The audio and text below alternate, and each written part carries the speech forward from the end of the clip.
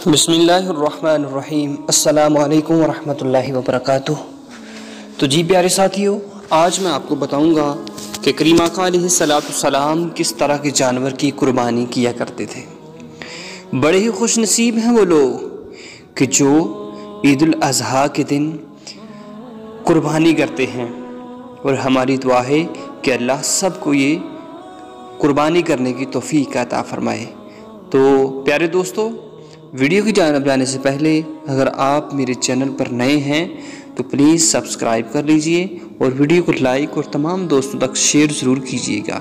तो जी प्यारे साथियों, हर मुसलमान के दिल में एक ख्वाहिश होती है कि वो प्यारे से प्यारा जानवर लेकर अल्लाह रब्बुल इज़्ज़त की राह में कुर्बान करें। लेकिन आज मैं आपको बताने वाला हूँ कि करीम आका अलैहिस्सलाम किस तरह के जानवर की कुर्बानी किया करते थे।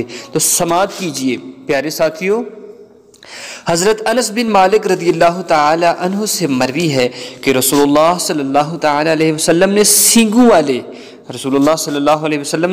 सींगों वाले स्याही माइल रंग के 2 मेंढों की कुर्बानी की और ज़िब्हा करते वक़्त बिस्मिल्लाहि अल्लाहु अकबर कही और अपना पाँव कुर्बानी के मुंह के एक रुख पर रखा। अबू उबैदा ने कहा है कि जिसमें सफ़ेदी और स्याही आमिख्ता हो मगर स्याही गालिब हो और स्याही माइल हो और उसके रंग की नशिस्त भी स्याही हो।